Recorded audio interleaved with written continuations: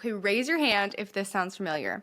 You've been engaged for 5 minutes, opened Pinterest, and now you've saved 97 different wedding ideas, but have zero clue how much any of them cost.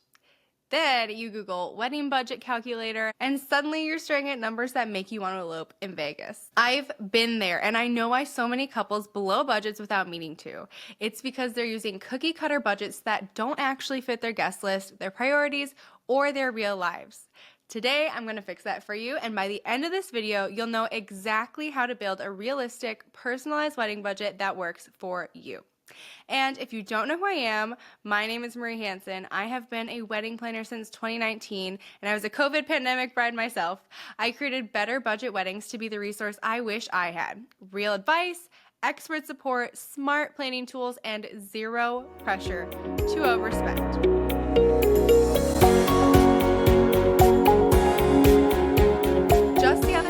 I was working with one of my WedSmart clients on her florals, and I asked her, okay, what's your floral budget? And she just stared at me for a second and said, I don't know, what should it be?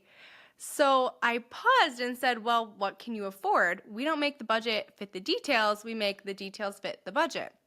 And I could literally see the relief wash over her face. It was like, for the first time, someone gave her permission to not spend her entire life savings on one day.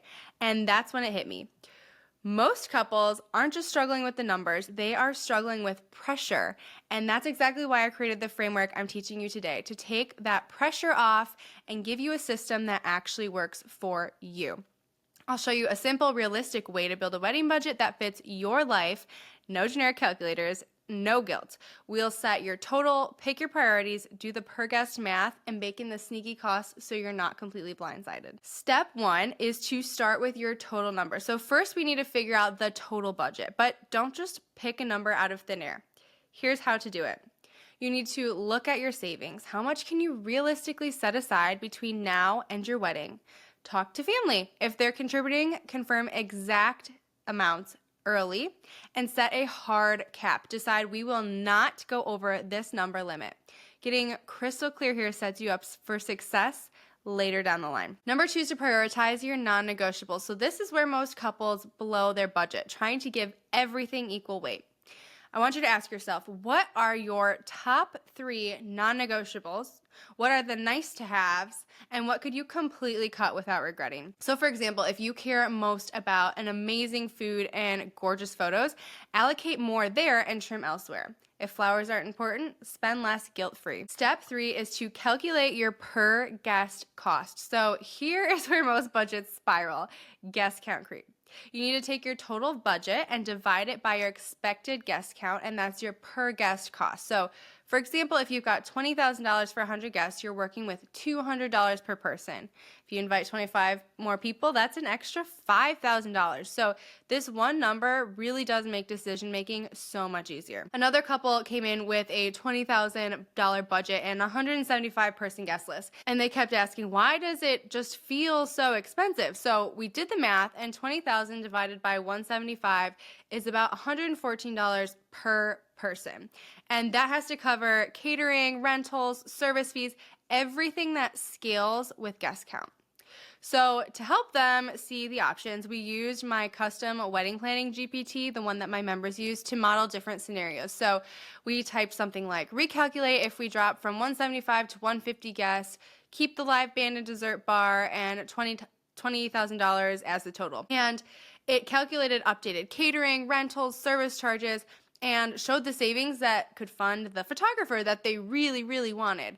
So guest count, bottom line, is a budget lever, and you need to pull it with intention. Number 4 is to account for hidden costs. So there are, in particular, 3 sneaky expenses that you really do not want to forget to put into your budget. Number 1 is taxes and service fees. These can usually add up to about 30% on your venue and catering and bar totals. It can get expensive. Number 2 is decor and rentals, so things like chargers, candles, linens, they all add up really quick.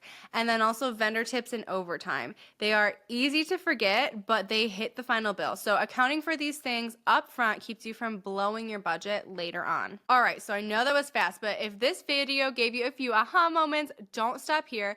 I did put together my ultimate wedding planning kit. It's totally free, and it's packed with my personal planning checklist that walks you through every single thing that you would need to do, plus probably more. There's way more on there than you're actually going to use. Vendor negotiation scripts, and it's just all the stuff I wish I had when I was a bride. So you can grab it. I will make sure to link it below. And hey, if this helped you breathe just a little bit easier, I would love if you hit subscribe so you don't miss next week's video, and share this with someone, whether it's your fiance or best friend, anyone who is helping you plan, to make sure that you're all on the same page, because I promise you, your dream wedding doesn't have to feel stressful, and I am here to make it simple, strategic, and actually fun. All right, friends, see you next week.